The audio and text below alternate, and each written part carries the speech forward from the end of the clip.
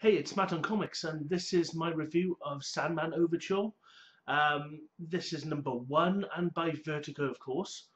It is Neil Gaiman and J.H. Williams III responsible for this book, and it's the long-awaited return for Neil Gaiman to get back to the Sandman roots, which predated the Vertigo stamp.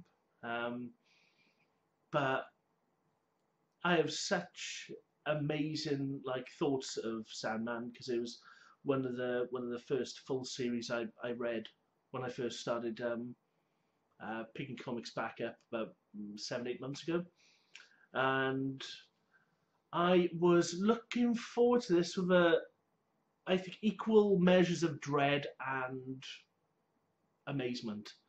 Dread that it would just not live up to the hype and the well, its predecessor really, because Sandman is such a beautifully drawn and crazy psychedelic kind of view into these godlike creatures. It is just it's a work of art.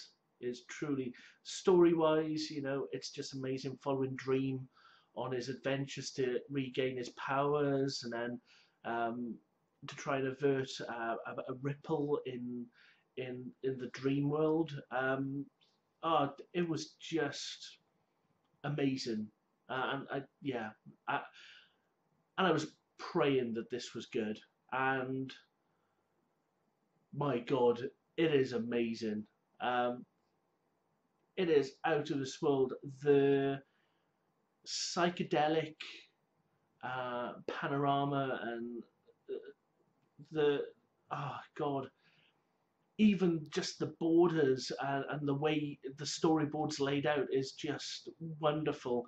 There's a panel in this where an old friend from the original Sandman series called the Corinthian comes back in, and each panel is one of his teeth, and it's just, oh my God, it's a beautiful comic, and it's still got that trippy hippie kind of,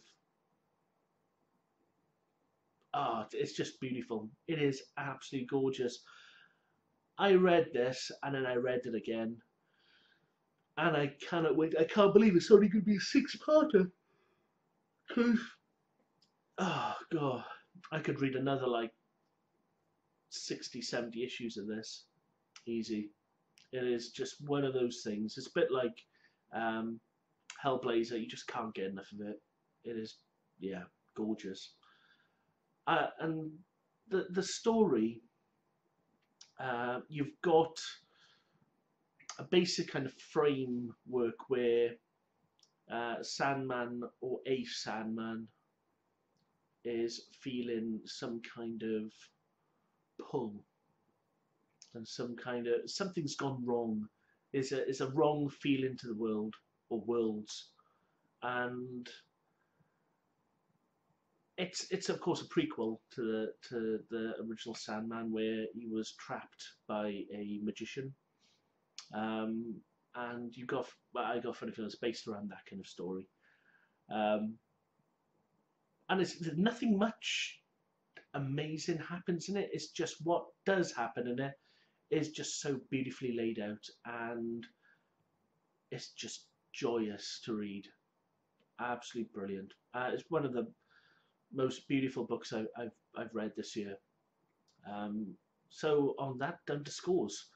For story-wise, even though a lot didn't happen, there's an awful lot that just wasn't answered or even started to be honest. I love Dream, and I love the original stories, and it had exactly the same feeling to it, and it just had the same feeling to it. The original Sandman stuff was going somewhere, but you didn't know how it was going to get there, so it's exactly the same. So I'm going to give it 5 out of 10. 5 out of 5. It is brilliant, and for the artwork, 6 out of 5. So it's the first comic to have an 11 out of 10. I know that doesn't work really, but tough. It's my scores. It is just beautiful, and there's a good couple of nice little covers. That's the one I've got, and definitely, definitely worth picking up. Please comment, subscribe, thumbs up. Tell me what you thought. Did you pick this book up? If you didn't, why didn't you? Bye.